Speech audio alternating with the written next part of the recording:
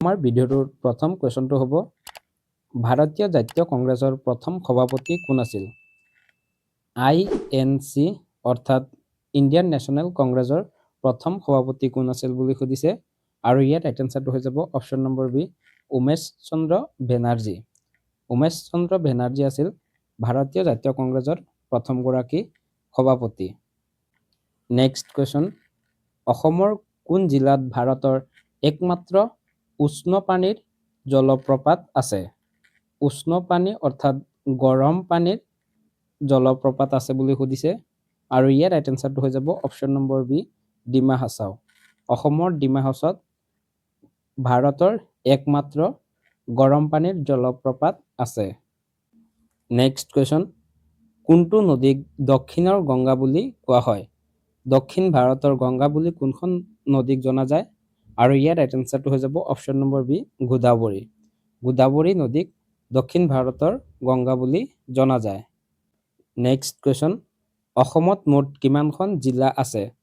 অসমত বৰ্তমান কিমানখন জিলা আছে বুলি সুধিছে আৰু ইয়াৰ ৰাইট এনসাৰটো হৈ যাব অপশ্যন নম্বৰ ডি 35খন। অসমত বৰ্তমান 35খন জিলা অৰ্থাৎ ডিষ্ট্ৰিক্ট আছে। নেক্সট কুৱেশ্যন ব্ৰহ্মপুত্ৰ নদীৰ উৎপত্তি ক'ত? ব্ৰহ্মপুত্ৰ নদীৰ উৎপত্তি ক'ত হৈছে বুলি সুধিছে আৰু ইয়াৰ ৰাইট এনসাৰটো হৈ যাব অপশ্যন নম্বৰ বি তিব্বত। তিব্বতৰ মানসৰোবৰ হ্ৰদৰ পৰা ব্ৰহ্মপুত্ৰ নদীৰ উৎপত্তি হৈছে। নেক্সট কুৱেশ্যন অসমৰ ৰাজ্যিক পশুবিধৰ নাম কি? অসমৰ ৰাজ্যিক জন্তু কি বুলি সুধিছে আৰু ইয়াৰ ৰাইট এনসাৰটো হৈ যাব অপশ্যন নম্বৰ এ এশিঙীয়া গড়। এশিঙীয়া গড় হ'ল অসমৰ ৰাজ্যিক জন্তু। নেক্সট কুৱেশ্যন ভাৰতত কোনখন যুদ্ধৰ দ্বাৰা ব্ৰিটিছ শাসনৰ ভেটি স্থাপন হৈছিল? ভাৰতত কোনখন যুদ্ধৰ পিছত ব্ৰিটিছ শাসন আৰম্ভ হৈছিল বুলি সুধিছে আৰু ইয়াৰ ৰাইট এনসাৰটো হৈ যাব অপশ্যন নম্বৰ বি পলাশী যুদ্ধ। পলাশী যুদ্ধৰ পিছত ভাৰতত ব্ৰিটিছ শাসনৰ ভেটি স্থাপন হৈছিল। এই পলাশী যুদ্ধ হৈছিল 1757 চনত। নেক্সট কুৱেশ্যন 1942 চনত মহাত্মা গান্ধীৰ নেতৃত্বত আৰম্ভ হোৱা আন্দোলনটোৰ নাম কি আছিল? 1942 চনত মহাত্মা গান্ধীৰ নেতৃত্বত আৰম্ভ হোৱা আন্দোলনটোৰ নাম কি আছিল বুলি সুধিছে আৰু ইয়াৰ এনসাৰটো হৈ যাব অপশ্যন নম্বৰ চি ভাৰত ত্যাগ আন্দোলন। 1942 চনত ভাৰত ত্যাগ আন্দোলন আৰম্ভ হৈছিল আৰু এই আন্দোলনৰ নেতৃত্ব দিছিল মহাত্মা গান্ধীয়ে। নেক্সট কুৱেশ্যন কাজিৰঙা ৰাষ্ট্ৰীয় উদ্যান কিহৰ বাবে বিখ্যাত? কাজিৰঙা নেশ্যনেল পাৰ্ক কিহৰ বাবে বিখ্যাত বুলি সুধিছে আৰু ইয়াৰ ৰাইট এনসাৰটো হৈ যাব অপশ্যন নম্বৰ বি এশিঙীয়া গড়। এশিঙীয়া গড়ৰ বাবে কাজিৰঙা ৰাষ্ট্ৰীয় উদ্যান বিখ্যাত। নেক্সট কুৱেশ্যন ভাৰতৰ সংবিধানখন কেতিয়াৰ পৰা কাৰ্যকৰী হয়? ভাৰতৰ সংবিধান অৰ্থাৎ ইণ্ডিয়ান কনষ্টিটিউশ্যনখন কেতিয়াৰ পৰা কাৰ্যকৰী হয় বুলি সুধিছে আৰু ইয়াৰ ৰাইট এনসাৰটো হৈ যাব অপশ্যন নম্বৰ বি 26 জানুৱাৰী 1950 চন। 26 জানুৱাৰী 1950 চনৰ পৰা ভাৰতৰ সংবিধানখন কাৰ্যকৰী হয়। নেক্সট কুৱেশ্যন ভাৰতৰ প্ৰথম ৰাষ্ট্ৰপতি কোন আছিল? ভাৰতৰ ফাৰ্ষ্ট প্ৰেচিডেণ্ট কোন আছিল বুলি সুধিছে আৰু ইয়াৰ ৰাইট এনসাৰটো হৈ যাব অপশ্যন নম্বৰ এ ডক্টৰ ৰাজেন্দ্ৰ প্ৰসাদ। ডক্টৰ ৰাজেন্দ্ৰ প্ৰসাদ আছিল ভাৰতৰ প্ৰথমগৰাকী ৰাষ্ট্ৰপতি। নেক্সট কুৱেশ্যন ভাৰতৰ লোকসভাৰ মুঠ সদস্যৰ সংখ্যা কিমান? ভাৰতৰ লোকসভাৰ মুঠ সদস্যৰ সংখ্যা কিমান বুলি সুধিছে আৰু ইয়াৰ ৰাইট এনসাৰটো হৈ যাব অপশ্যন নম্বৰ এ 545 জন। লোকসভাৰ সদস্যৰ সংখ্যা হ'ল 545 জন। নেক্সট কুৱেশ্যন নীল বিপ্লৱ অৰ্থাৎ ব্লু ৰিভলিউশ্যন তলৰ কোনটোৰ সৈতে জড়িত? নীল বিপ্লৱ তলত দিয়া কোনটোৰ সৈতে জড়িত বুলি সুধিছে আৰু ইয়াৰ ৰাইট এনসাৰটো হৈ যাব অপশ্যন নম্বৰ চি মাছ উৎপাদন। মাছ উৎপাদনৰ লগত নীল বিপ্লৱ অৰ্থাৎ ব্লু ৰিভলিউশ্যন জড়িত। নেক্সট কুৱেশ্যন ভাৰতৰ ৰাষ্ট্ৰীয় ফুলবিধৰ নাম কি? ভাৰতৰ ৰাষ্ট্ৰীয় ফুলবিধৰ নাম কি বুলি সুধিছে আৰু ইয়াৰ ৰাইট এনসাৰটো হৈ যাব অপশ্যন নম্বৰ বি পদুম। ভাৰতৰ ৰাষ্ট্ৰীয় ফুলবিধ হ'ল পদুম। Next question reserve bank of India চমুকৈ RBI কেতিয়া গঠন হৈছিল? RBI কেতিয়া গঠন হৈছিল বুলি সুধিছে আৰু ইয়াৰ ৰাইট এনচাৰটো হৈ যাব অপশ্যন নম্বৰ বি 1935 চনত। 1935 চনত ৰিজাৰ্ভ বেংক অফ ইণ্ডিয়া চমুকৈ RBI গঠন হৈছিল। নেক্সট কুৱেশ্যন, মোহিনী আট্টম কোন ৰাজ্যৰ এটি শাস্ত্ৰীয় নৃত্য?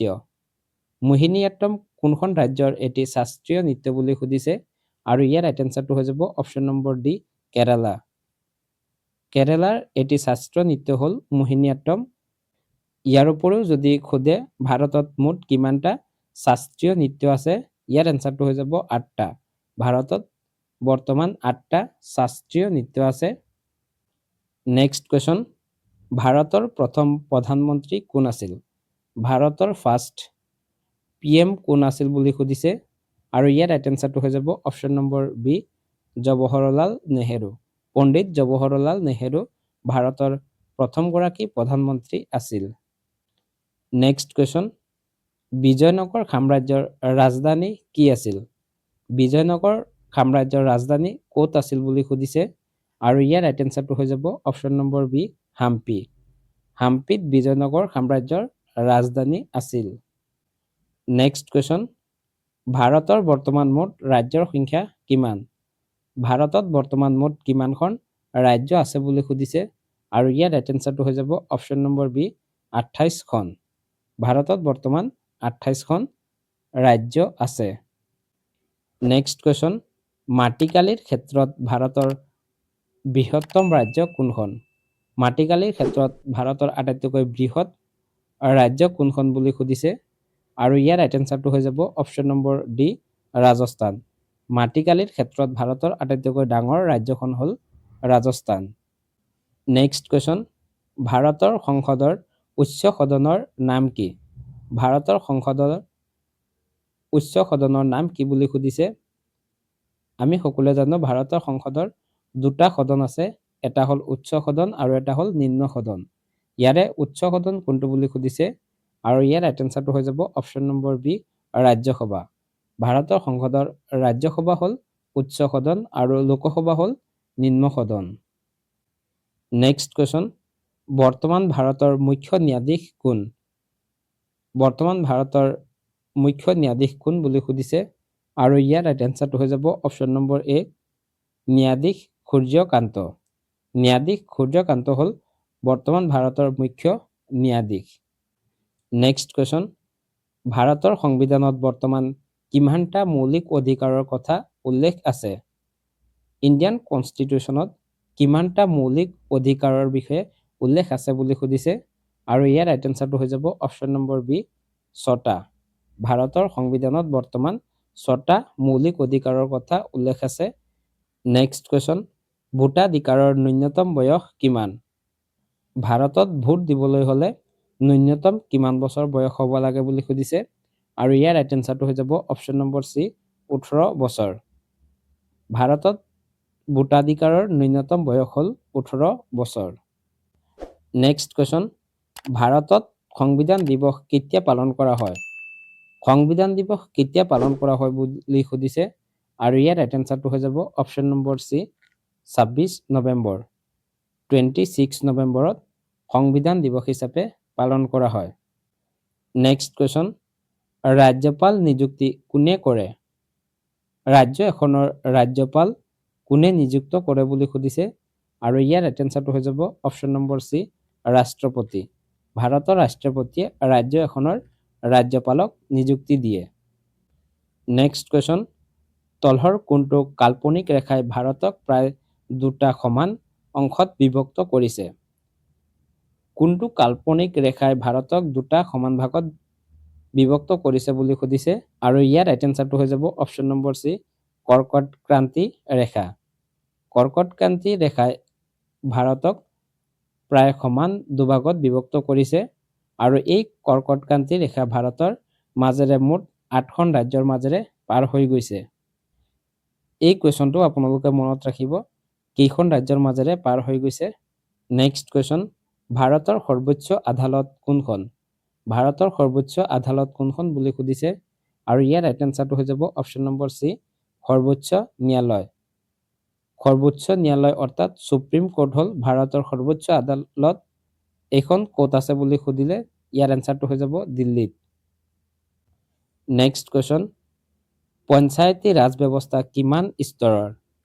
পঞ্চায়তী ৰাজ ব্যৱস্থা কিমান স্তৰৰ বুলি সুধিছে আৰু ইয়াৰ ৰাইট এনসাৰটো হৈ যাব option number B 3। Panchayati Raj ব্যৱস্থা 3 স্তৰৰ। নেক্সট কোৱেশ্চন, মৌৰ্য সাম্ৰাজ্যৰ প্ৰতিষ্ঠাপক কোন আছিল? মৌৰ্য সাম্ৰাজ্যৰ প্ৰতিষ্ঠাপক কোন আছিল বুলি সুধিছে আৰু ইয়াৰ ৰাইট এনসাৰটো হৈ যাব অপশ্যন নম্বৰ সি চন্দ্ৰগুপ্ত মৌৰ্য। চন্দ্ৰগুপ্ত মৌৰ্য আছিল মৌৰ্য সাম্ৰাজ্যৰ প্ৰতিষ্ঠাপক। নেক্সট কোৱেশ্চন, লোকসভা কোনে ভংগ কৰিব পাৰে? লোকসভা কোনে ভংগ কৰিব পাৰে বুলি সুধিছে আৰু ইয়াৰ ৰাইট এনসাৰটো হৈ যাব অপশ্যন নম্বৰ সি ৰাষ্ট্ৰপতি। ভাৰতৰ ৰাষ্ট্ৰপতিয়ে লোকসভা ভংগ কৰিব পাৰে। নেক্সট কোৱেশ্চন, অসম আৰক্ষীৰ শীৰ্ষ পদ কোনটো? অসম আৰক্ষীৰ সৰ্বোচ্চ পদ কোনটো বুলি সুধিছে আৰু ইয়াৰ ৰাইট এনসাৰটো হৈ যাব option number C DGP. Director general of police হ'ল অসম আৰক্ষীৰ সৰ্বোচ্চ পদ। নেক্সট কোৱেশ্চন, অসম আৰক্ষী দিৱস কেতিয়া পালন কৰা হয়? আসাম পুলিচ ডে কেতিয়া পালন কৰা হয় বুলি সুধিছে আৰু ইয়াৰ ৰাইট এনসাৰটো হৈ যাব অপশ্যন নম্বৰ ডি 1 অক্টোবৰ। 1 অক্টোবৰত অসম পুলিচ ডে পালন কৰা হয়। নেক্সট কোৱেশ্চন, ভাৰতৰ বৰ্তমান ৰাষ্ট্ৰীয় মুদ্ৰা নোট মুদ্ৰণ কোনে কৰে? ইণ্ডিয়ান ৰুপি কোনে মুদ্ৰণ কৰে বুলি সুধিছে আৰু ইয়াৰ ৰাইট এনসাৰটো হৈ যাব অপশ্যন নম্বৰ বি RBI, অৰ্থাৎ ৰিজাৰ্ভ বেংক অফ ইণ্ডিয়াই ভাৰতীয় টকাৰ মুদ্ৰণ কৰে। নেক্সট কোৱেশ্চন, NDRFৰ সম্পূৰ্ণ ৰূপ কি? NDRFৰ সম্পূৰ্ণ অৰ্থাৎ ফুল ফৰ্ম কি বুলি সুধিছে আৰু ইয়াৰ ৰাইট এনসাৰটো হৈ যাব অপশ্যন নম্বৰ এ নেশ্যনেল ডিজাষ্টাৰ ৰেছপন্স ফ'ৰ্চ। NDRFৰ সম্পূৰ্ণ ৰূপটো হ'ব national disaster response force.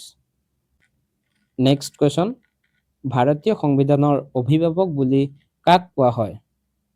Indian কনষ্টিটিউশ্যনৰ অভিভাৱক বুলি কাক কোৱা হয় বুলি সুধিছে আৰু ইয়াৰ ৰাইট এনসাৰটো হৈ যাব অপশ্যন নম্বৰ সি উচ্চতম ন্যায়ালয়। সুপ্ৰিম কোৰ্টক ভাৰতীয় সংবিধানৰ অভিভাৱক বুলি কোৱা হয়। নেক্সট কোৱেশ্চন, WHOৰ মুখ্য কাৰ্যালয় ক'ত অৱস্থিত? ৱৰ্ল্ড হেল্থ অৰ্গেনাইজেশ্যনৰ মুখ্য কাৰ্যালয় অৰ্থাৎ হেডকোৱাৰ্টাৰ ক'ত অৱস্থিত বুলি সুধিছে আৰু ইয়াৰ ৰাইট এনসাৰটো হৈ যাব অপশ্যন নম্বৰ বি জেনেভা। জেনেভাত WHOৰ মুখ্য কাৰ্যালয় অৱস্থিত। নেক্সট কোৱেশ্চন, UNO কেতিয়া স্থাপন হৈছিল? UNO কেতিয়া এষ্টাব্লিছ হৈছিল বুলি সুধিছে আৰু ইয়াৰ ৰাইট এনসাৰটো হৈ যাব অপশ্যন নম্বৰ এ 1945 চনত। 1945 চনত UNO গঠন হৈছিল। UNOৰ সম্পূৰ্ণ অৰ্থাৎ ফুল ফৰ্ম কি আপোনালোকে এইটো কমেণ্টত জনাওকচোন। নেক্সট কোৱেশ্চন, চিল্কা হ্ৰদ চিল্কা লেক ভাৰতৰ কোনখন ৰাজ্যত অৱস্থিত? চিল্কা লেক ভাৰতৰ কোনখন ৰাজ্যত অৱস্থিত বুলি সুধিছে আৰু ইয়াৰ ৰাইট এনসাৰটো হৈ যাব অপশ্যন নম্বৰ এ উৰিষ্যা। উৰিষ্যাত চিল্কা লেক অৱস্থিত। নেক্সট কোৱেশ্চন, ভাৰতৰ প্ৰথম মহিলা প্ৰধানমন্ত্ৰী কোন আছিল? ভাৰতৰ ফাৰ্ষ্ট ওমেন প্ৰাইম মিনিষ্টাৰ কোন আছিল বুলি সুধিছে আৰু ইয়াৰ ৰাইট এনসাৰটো হৈ যাব অপশ্যন নম্বৰ সি ইন্দিৰা গান্ধী। ইন্দিৰা গান্ধী আছিল ভাৰতৰ প্ৰথমগৰাকী মহিলা প্ৰধানমন্ত্ৰী। নেক্সট কোৱেশ্চন, ভাৰতৰ বৃহত্তম হ্ৰদ কোনটো? ভাৰতৰ আটাইতকৈ বৃহৎ অৰ্থাৎ ডাঙৰ হ্ৰদ কোনটো বুলি সুধিছে আৰু ইয়াৰ ৰাইট এনসাৰটো হৈ যাব অপশ্যন নম্বৰ বি চিল্কা হ্ৰদ। চিল্কা হ্ৰদ হ'ল ভাৰতৰ আটাইতকৈ বৃহৎ হ্ৰদ আৰু এই হ্ৰদটো উৰিষ্যাত অৱস্থিত। ক'ত আছে বুলি যদি সোধে তেতিয়াহ'লে হ'ব উৰিষ্যা। নেক্সট কোৱেশ্চন, বিশ্ব পৰিৱেশ দিৱস কেতিয়া পালন কৰা হয়? ৱৰ্ল্ড ইনভাইৰনমেণ্ট ডে কেতিয়া পালন কৰা হয় বুলি সুধিছে আৰু ইয়াৰ ৰাইট এনসাৰটো হৈ যাব অপশ্যন নম্বৰ এ 5 জুন। প্ৰতি বছৰে 5 জুনত বিশ্ব পৰিৱেশ দিৱস পালন কৰা হয়। নেক্সট কোৱেশ্চন, স্বাধীন অসমৰ প্ৰথম মুখ্যমন্ত্ৰী কোন আছিল? স্বাধীন অসমৰ ফাৰ্ষ্ট CM কোন আছিল বুলি সুধিছে আৰু ইয়াৰ ৰাইট এনসাৰটো হৈ যাব option number B Gopinath Bordoloi. Gopinath Bordoloi আছিল স্বাধীন অসমৰ প্ৰথমগৰাকী মুখ্যমন্ত্ৰী। নেক্সট কুৱেশ্যন, জনসংখ্যা অনুসৰি ভাৰতৰ বৃহত্তম ৰাজ্য। ভাৰতৰ কোনখন ৰাজ্যত আটাইতকৈ বেছি জনসংখ্যা আছে বুলি সুধিছে আৰু ইয়াৰ ৰাইট এনসাৰটো হৈ যাব option number C Uttar Pradesh. উত্তৰ প্ৰদেশত আটাইতকৈ বেছি জনসংখ্যা আছে। নেক্সট কুৱেশ্যন, ভাৰতৰ প্ৰথম উপগ্ৰহটোৰ নাম কি? ভাৰতৰ ফাৰ্ষ্ট উপগ্ৰহটোৰ নাম কি বুলি সুধিছে আৰু ইয়াৰ ৰাইট এনসাৰটো হৈ যাব option number B Aryabhatta. Aryabhatta হ'ল ভাৰতৰ প্ৰথমটো উপগ্ৰহ।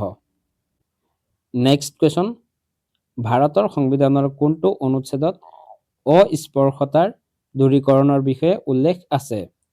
ভাৰতৰ সংবিধানৰ কোনটো অনুচ্ছেদত অস্পৃশ্যতা দূৰীকৰণৰ বিষয়ে উল্লেখ আছে বুলি সুধিছে আৰু ইয়াৰ ৰাইট এনসাৰটো হৈ যাব অপশ্যন নম্বৰ চি অনুচ্ছেদ 17। অনুচ্ছেদ 17ত অস্পৃশ্যতা দূৰীকৰণৰ বিষয়ে উল্লেখ আছে। নেক্সট কুৱেশ্যন, পানিপথৰ প্ৰথম যুদ্ধ কেতিয়া হৈছিল? পানিপথৰ প্ৰথম যুদ্ধ কিমান চনত হৈছিল বুলি সুধিছে আৰু ইয়াৰ ৰাইট এনসাৰটো হৈ যাব অপশ্যন নম্বৰ এ 1526 চনত। 1526 চনত পানিপথৰ প্ৰথম যুদ্ধ হৈছিল। নেক্সট কুৱেশ্যন, ভাৰতৰ কোনখন ৰাজ্যত সূৰ্য উদয় আটাইতকৈ আগতে হয়? ভাৰতৰ কোনখন ৰাজ্যত সূৰ্য উদয় সকলোতকৈ আগত হয় বুলি সুধিছে আৰু ইয়াৰ ৰাইট এনসাৰটো হৈ যাব option number B Arunachal Pradesh. Arunachal প্ৰদেশত ভাৰতৰ প্ৰথম সূৰ্য উদয় হয়। অৰ্থাৎ সূৰ্য উদয় হোৱা ভাৰতৰ প্ৰথমখন ৰাজ্য হ'ল অৰুণাচল প্ৰদেশ। নেক্সট কুৱেশ্যন, ৰাজ্যসভাৰ সদস্যৰ কাৰ্যকাল কিমান বছৰ? ৰাজ্যসভাৰ সদস্যৰ কাৰ্যকাল কিমান বছৰ বুলি সুধিছে আৰু ইয়াৰ ৰাইট এনসাৰটো হৈ যাব অপশ্যন নম্বৰ চি 6 বছৰ। ৰাজ্যসভাৰ সদস্যৰ কাৰ্যকাল হ'ল 6 বছৰ আৰু লোকসভাৰ সদস্যৰ কাৰ্যকাল হ'ল 5 বছৰ। নেক্সট কুৱেশ্যন, ভাৰতৰ সৰ্বোচ্চ অসামৰিক সন্মান কি? ভাৰতৰ সৰ্বোচ্চ অসামৰিক সন্মান কোনটো বুলি সুধিছে আৰু ইয়াৰ ৰাইট এনসাৰটো হৈ যাব option number C Bharat Ratna. Bharat Ratna হ'ল ভাৰতৰ সৰ্বোচ্চ অসামৰিক সন্মান। এতিয়ালৈকে আমি এই ভিডিঅ'টোত আলোচনা কৰিবলগীয়া 50 ইম্পৰ্টেণ্ট কুৱেশ্যন এণ্ড এনসাৰ আলোচনা কৰিলোঁ। কুৱেশ্যনখিনি যদি কিবা ভুল হয় সেইবোৰটো আপোনালোকে কমেণ্টত আঙুলিয়াই দিব বুলি আশা ৰাখিছোঁ আৰু ভিডিঅ'টো কেনেকুৱা হৈছে সেই বিষয়েও আপোনালোকৰ মতামতটো আগবঢ়াব। ইয়াৰ পিছত আজিৰ আমাৰ প্ৰশ্নটো হ'ব, ভাৰতৰ লৌহ মানৱ আইৰণ মেন অফ ইণ্ডিয়া বুলি কাক জনা যায়? আইৰণ মেন অফ ইণ্ডিয়া বুলি কাক কোৱা হয়? ইয়াৰে 4টা অপশ্যন দিয়া আছে। অপশ্যনখিনিৰ ভিতৰত আপোনালোকে ৰাইট এনসাৰটো কমেণ্টত জনাওক আৰু নহ'লে ইয়াৰ এনসাৰটো আমি ডেছক্ৰিপশ্যনত দি দিম, তাৰ পৰা গৈও ইয়াৰ এনসাৰটো আপোনালোকে জানি ল'ব পাৰিব। ভিডিঅ'টো চাই যদি ভাল পায় তেতিয়াহ'লে ভিডিঅ'টোত এটি লাইক কৰি দিব আৰু আমাৰ চেনেলটো যদি এতিয়ালৈকে ছাবস্ক্ৰাইব কৰা নাই তেতিয়াহ'লে চেনেলটো ছাবস্ক্ৰাইব কৰি ৰাখিবলৈ অনুৰোধ জনাইছোঁ। ভিডিঅ'টো শেষলৈ চোৱাৰ বাবে ধন্যবাদ। জয় আই অসম।